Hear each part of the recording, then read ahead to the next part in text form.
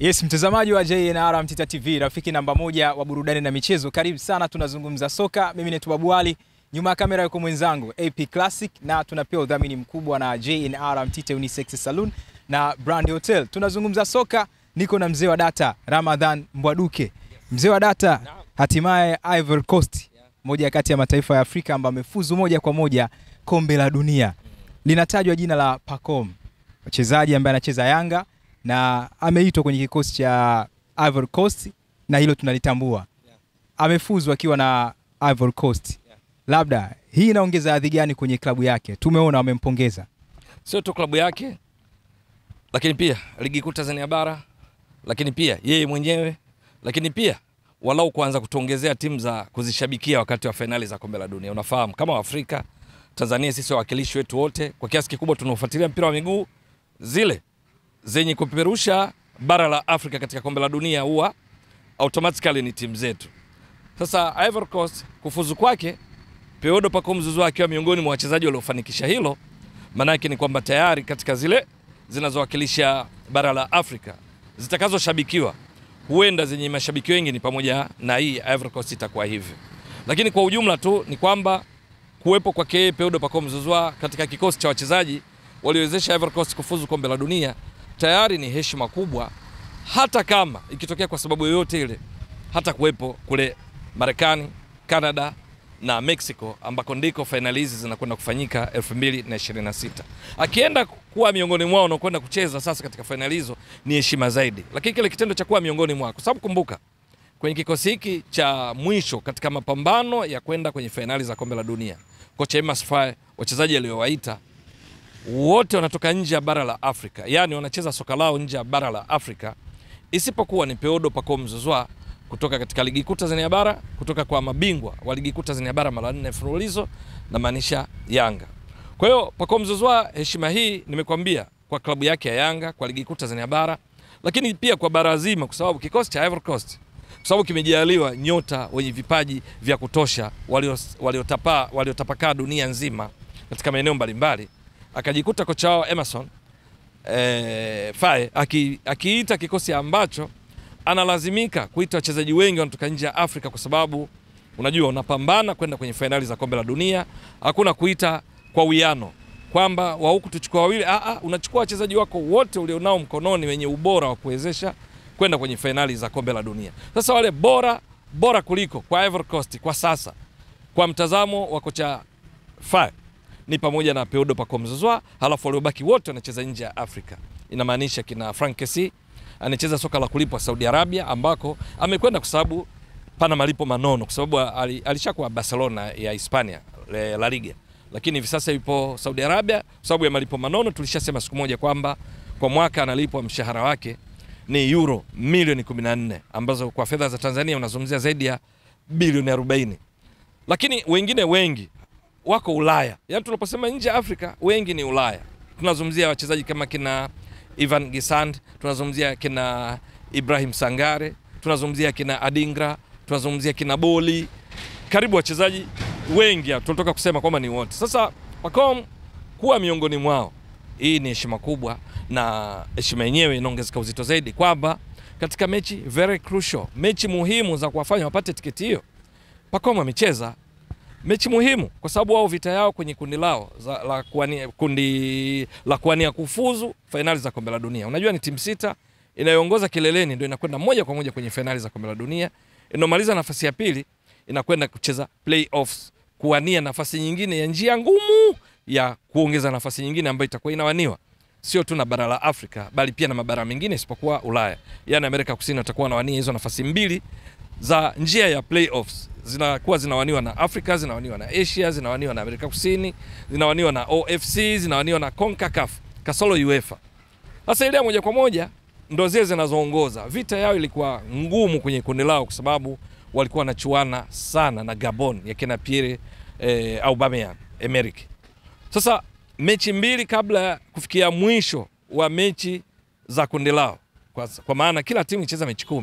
Wakati zimebaki mechi mbili, Ivory Coast na Gabon wanachuana sana toe to toe, karibu kabisa. Ukiteleza mwenzako kenda. Sasa ni katika mechi hizo muhimu sana yeye Peodo Pacome Zouzoua ni miongoni mwa wale walizicheza hizo mechi mbili, yani moja kabla moja ya mwisho. Ilikuwa ni mechi ya 9. Walicheza dhidi ya Shelisheli. Ni mechi muhimu sana. Walitakiwa ima washinde tena kwa mabao mengi kibidi. Peodo Pacome Zouzoua katika hiyo mechi alicheza dakika 90. Ni katika timu ambayo muundo wake Mwalimu Faye aliunda kwa baada ya golikipa. Alikuwa na walinzi 4, viungo 3, alafu na washambuliaji 3. Katika wale viungo 3 pale kati, Peodo Pacome Zouzoua alikuwa mmoja wao, akiwa pamoja na Ibrahim Sangare, akiwa pamoja na Buzumana ambaye yeye anacheza katika Bundesliga. Ibrahim Sangare anacheza Nottingham Forest ya ligi kuu ya England, lakini golikipa wao alianza anacheza Panathinaikos ya Ugiriki, ligi kuu ya Ugiriki ambayo ni UEFA Ulaya. Beki mbili alianza alikuwa anacheza katika ligi kuu ya Georgia. Hapa tunazungumzia nani sasa? Tunazungumzia Zohori. Ndo alianza katika mechi dhidi ya Shelisheli. Anacheza ligi kuu ya Georgia kwa sababu klabu yake ni Iberia FC.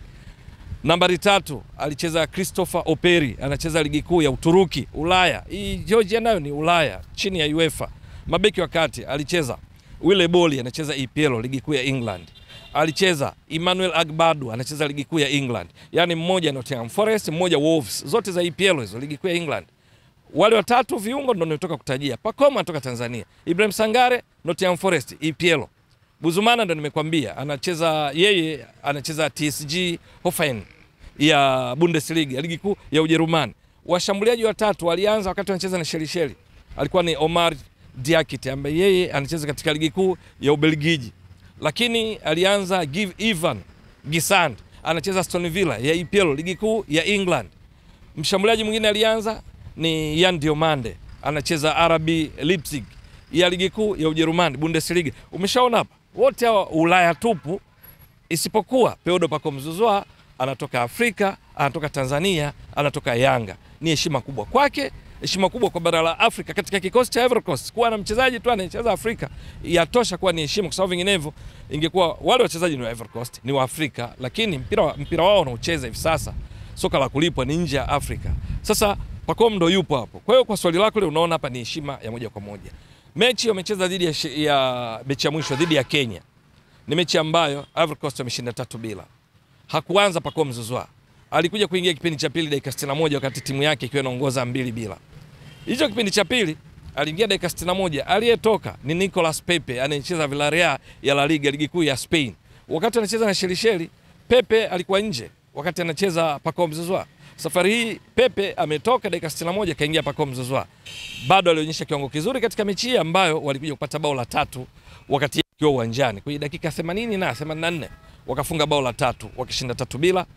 Lakini ile mechi na Shelisheli alitoa ile kitu tunaita pre-assist pass kabla pasi saidizi ya bao lilofungwa na Frank Kasi. Lakini alisababisha mkwaju wa penalty wakati wanashinda 7-0. Matokeo yake na ushindi huu wa Kenya umewafanya Ivory Coast waende moja kwa moja finali za kombe la dunia. Lakini kwa nini wamefanikisha yote? Ni kwa sababu ya kiwango bora, ni kwa sababu wachezaji bora walionao Ivory Coast. Miongoni mwao yupo Peodo Pacome Zouzoua, mchezaji ambaye katika ligi kuu Tanzania bara yeye ni miongoni mwa wachezaji nyota waliong'ara sana katika msimu uliomalizika 2024-25. Akiwa na Yanga yake, kiwango chake cha juu kilisaidia Yanga kutoa ubingwa ligi kuu Tanzania bara mara 4 mfululizo. Tunakumbuka vizuri. Mechi 30 za ligi kuu yeye alicheza mechi 26, dakika 1579. Akapiga mashuti 36, 24 amelenga shabaha, akafunga mabao 12, akatoa assist 10, akachangia mabao 22 kati ya mabao 83 waliofunga Yanga katika ligi kuu Tanzania bara msimu uliomalizika. Na matokeo yake ni nini? Akaifanya Yanga itwae ubingwa ligi kuu mara 4 mfululizo, na yeye akaeka rekodi ya kwake binafsi katika ligi kuu Tanzania bara misimu ya hivi karibuni, kumpata mchezaji afunge mabao ya tarakimu 2, atoe pasi saidizi mabao za tarakimu 2. Ni nadra. Sikumbuki mimi katika hivi karibuni katika ligi kuu Tanzania bara. Yaani mchezaji amefunga mabao 10+ alafu ametoa assist 10+. Ni yeye Pacome Zouzoua amefanya hivyo, jumla akichangia mabao hayo 22. Na tena yeye anatumika ndani ya Yanga kama kiungo ushambuliaji, lakini wanapopoteza mipira, ambacho kinashawishi sana makocha kupenda kumtumia mara zote. Mbunifu katika kuwadhuru wapinzani, mzuri sana, apiga chenga, na dribble, anapiga mashuti. Lakini linapokuja swala la kuzuia, yeye si mvivu, si miongoni mwa wachezaji wenye kipaji ambao ni wavivu kusaka mpira pindi timu inapofanya jukumu la kuzuia. Katika ligi kuu Tanzania bara amecheza faulo 20 wakati akitekeleza jukumu hili kama ushahidi wa kuzuia hasa mashambulizi ya kujibu ya timu pinzani kuelekea timu yake ambayo humiliki sana mpira. Katika ligi ya mabingwa barani Afrika tunakumbuka vizuri msimu uliomalizika 24-25 Yanga ilifika hatua ya makundi ikamaliza nafasi ya 3 kwenye kundi lao la L lokuwa na Al Hilal Omdurman, MC Alger, alafu na TP Mazembe ilimaliza mkiani. Kwenye mechi zile walizocheza kwenye ligi ya mabingwa, Peodo Pacome Zouzoua alinyang'anya mipira. Yeye kumbuka ni kiungo ushambuliaji na kuelezea sifa yake ya kupambania mpira. Alinyang'anya mpira mara 23 katika mechi 6 alizocheza. Yaonyesha namna gani ni mchezaji wa kujituma sana, akiwa fiti. Kocha anamtumainia sana katika kutimiza mipango yake ndani ya Yanga, lakini pia Ivory Coast, na ndio maana anashawishi benchi la ufundi chini ya kocha Faye kuwa yeye ni miongoni mwa wachezaji wa nyota ambao hatimaye wapeleka kombe la dunia. Pacome akijumuishwa katika kikosi sasa kitakachokwenda kombe la dunia, maana yake itakuwa heshima ya aina yake kwa ligi kuu Tanzania bara katika historia yake tangu ianzishwe kuitwa ligi kuu Tanzania bara 1996 na 1997, lakini na tangu ikiitwa ligi daraja la kwanza. Maana yake kuanzishwa kwake ni baada ya kubadilishwa kutoka kuitwa ligi daraja la kwanza. Hatuna historia kama taifa kuwa na mchezaji kwenye ligi yetu akashiriki fainali za kombe la dunia. Mimi sikumbuki. Lakini wengine kwenye michuano mingine mikubwa duniani kama UEFA Champions League tunawakilishwa shafanya hivyo. Mbwana Samata ni mojawapo, Miroshi ni mojawapo, lakini kwenye kombe la dunia ni mtihani. AFCON tunakwenda wenyewe kama taifa, tushaenda back to back, na hii ijayo inayofanyika Morocco mwezi wa 12 tumo, sio story. Kwenye ligi ya mabingwa barani Afrika sasa hivi tunashiriki.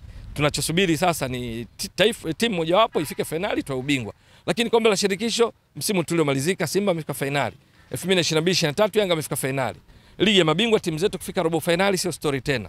Kwa hiyo maeneo mengi ya kutambulisha wachezaji wetu kwenye majukwaa mbalimbali ya kimataifa tumekuwa tukifanya vizuri katika maeneo mbalimbali. Lakini kwenye kombe la dunia bado sio tu kwa timu zetu za Tanzania, lakini ligi yetu walau mchezaji mmoja kuonekana kwenye kombe la dunia, halafu sio kwamba alipita anacheza katika ligi kuu Tanzania bara. Hiyo itakuwa bonge la story la aina yake, sio tu kwa Tanzania, lakini mataifa mengi ya Afrika yanatamani kuwa na story ya namna hiyo kwenye ligi zao, kwa sababu haya mataifa yanayofuzu kombe la dunia mara nyingi wachezaji wake wengi wanakuwa wanacheza nje ya ligi hizo husika, kwa sababu ni wachezaji wa kiwango bora sana kwenda kushiriki finali za kombe la dunia. Pacome anaingia katika kundi hilo, kashaipeleka Ivory Coast kwenye kombe la dunia. Changamoto kwake ni kuhakikisha anadumisha kiwango ili kocha Faye aendelee kumuona yeye ni sawa na kina Frank Kasi, sawa na kina Adingra, sawa na kina Ibrahim Sangare, sawa na kina Ivan Gesan kama natoka kueleza, sawa na kina Omari Diakite, aendelee kupigania nafasi Nicolas Pepe ili awemo katika kikosi cha mwisho kitakachokwenda kwenye finali za kombe la dunia, aendeleze kiwango. Changamoto nyingine sasa hii inaweza ikawa ni namna kujimanage yeye mwenyewe na benchi la ufundi la Yanga na benchi la ufundi la Ivory Coast, kwamba atahitaji sana kuhakikisha anakuwa kwenye kiwango bora ili aendelee kushawishi mwalimu amjumuishe. Lakini at the same time katika wakati huo atakuwa na tahadhari sana asije akapata jeraha, kuumia, kwa sababu kwa wachezaji majeraha ndo adui yao mkubwa, alafu akaenda kukosa katika michuano muhimu hii ya fainali za kombe la dunia. Lakini kumbuka bado muda mrefu, kwa sababu kuna ligi kuu Tanzania bara inamsubiri, ligi ya mabingwa barani Afrika, kombe la shirikisho la benki CRDB, michuano ya AFCON mwezi wa 12 kule nchini Morocco, kabla hatujaanza kujadili kwenye fainali za kombe la dunia. Lazima aonyeshe kiwango bora ili aendelee kushawishi aitwe, lazima lakini awe makini kujitunza na majeraha, ingawa yenyewe wakati mwingine anakuwa nje ya umiliki, tuseme nje ya mchezaji katika uwezo wa kuyazuia, kwa sababu mambo mengine ni beyond your control. Lakini kwa kiasi kikubwa ni taarifa njema sana. Mimi nikushukuru sana mzee wa data, bila shaka mtazamaji wangu ameweza kukuelewa vizuri kabisa mzee wa data. Shukran jazilan. Yes, huyo ni mzee wa data Ramadhan Maduke. Tulikuwa tukizungumza hapo na umesikia amekichokiongea kuhusu Pacome Zouzoua, vile ambavyo pia ameisaidia timu yake ya Ivory Coast kufuzu kombe la dunia. Changamoto zake hizo hapo ambazo amezitaja mzee wa data. Pointi ya msingi, subscribe YouTube channel yetu kwa ajili ya kuweza kupata update mbalimbali za kisoka. Mimi ni Twabuali, nyuma ya kamera yuko mwenzangu AP Classic, na shukrani dhati sana kwa wadhamini wetu ambao ni J&R Mtite Unisex Saloon.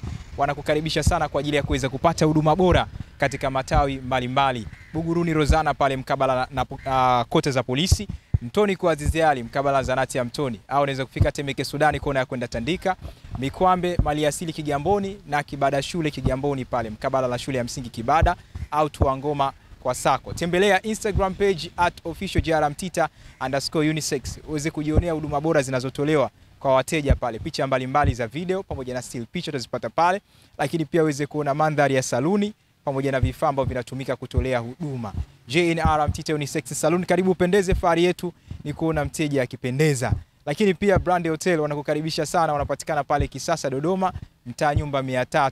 Brand Hotel utapata mahitaji mbalimbali kama accommodation, kuna chakula kizuri, African food pamoja na international food.